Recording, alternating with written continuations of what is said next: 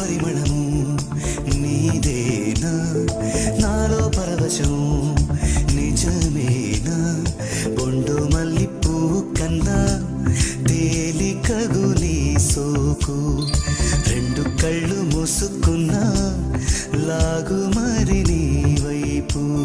సొగసును చూసి పాడగా